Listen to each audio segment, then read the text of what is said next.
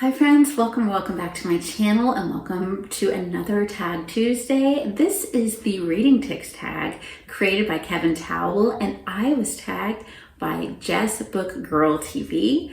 Thanks for tagging me, Jessica. And we're just gonna go right into the prompts now. The first prompt is, do you read at a specific time of day? So yes, I have very specific rhythms. I prefer to read in the afternoon, but that usually doesn't happen.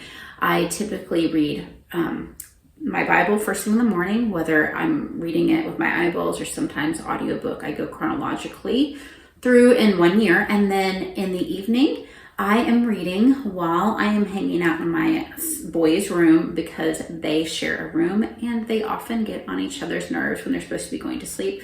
So I hang out in there until one or both of them are asleep most evenings. They really annoy each other at night for some reason. So that is a good reading time for me, nice and quiet. There's quite a bit, they sleep with actually quite a bit of light in their room. So I usually just either need like a little book light if I'm reading a regular book, or I have my Kindle with the blue light turned off so it won't be too bright for them. Next, do you prefer to read in your work, everyday clothes, or are you partial to reading in PJs or comfy clothes? Well, I do get dressed every day, but it's usually in relatively comfortable clothes. I'm a homeschooling mom, so there are some days where I do not leave the house. There are most days I do need to leave for one reason or the other. So a lot of times I will dress in leggings and a cute top that are comfortable because I'll go right from schooling my children into working out usually. And so in the morning time, I will have clothes on when I'm reading. And then when I'm with my boys in the evening, I'm usually in my PJs by then. So if it's my preferred time in the afternoon, I'm usually wearing comfortable but normal everyday clothes. What is your favorite reading spot? Couch, bed, chair, outdoors, or somewhere else? I love reading in my own bed right before bed. Of course, I am reading a lot in their room. And then I love the right side of the couch for some reason. Next, do you snack while reading or is this a no-go? I don't do a lot of snacking while eating, but I do usually, if it's not when I'm in the boys' room, I usually have herbal tea involved in my reading. Do you have or have you ever peeked to the end of the book, or do you avoid spoilers at all costs? When I was a kid, I did that, and I learned that that's really no fun. So I do avoid spoilers at all costs. I a lot of times will not even read the summary of the book. And actually, this probably goes to the next question, so hold on. Oh no, that's the next question after that'll go into, but do you prefer first person or third person, or do you care? It depends on the book. There are some books that it's so nice to hear in that first person, them talking. But at the same time, I feel like sometimes we get better descriptions and more honest descriptions of what's going in their mind if it's like in third person. If you guys know what I mean. So it just kind of depends on the book.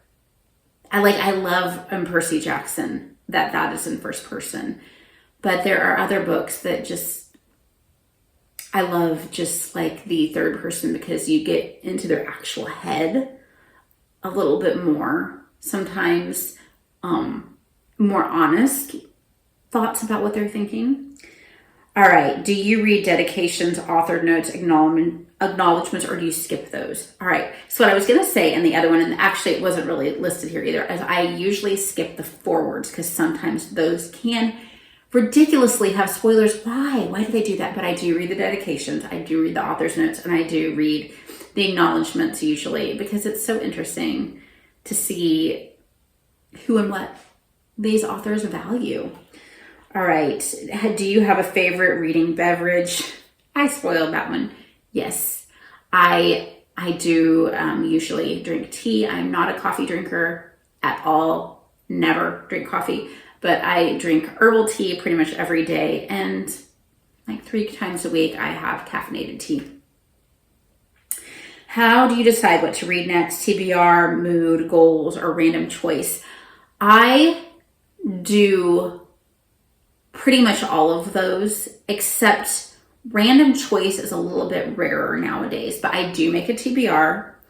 I try to have months where I leave wiggle room for mood reading. I don't do that every month though. And then with goals, there are certain months where like I try to get in more nonfiction because I tend to be a little bit more of a fiction reader, but I do love nonfiction too. So I know I'm going to probably enjoy it. And then like there might be like, I haven't really read much from this time or from this area, or I might make a reading goal for that. But I kind of need to go back to when I was younger and random choice was like the thing I did. So I'm going to tag Molly Popplewell, Candlewick Library, and I'm going to also tag Courtney Reeds because this is short and I know she's with her nieces and nephews right now. So as a mom, I know with lots of kids in the house, you need things that are gloriously short sometimes. So I hope you guys read a lot. Bye-bye.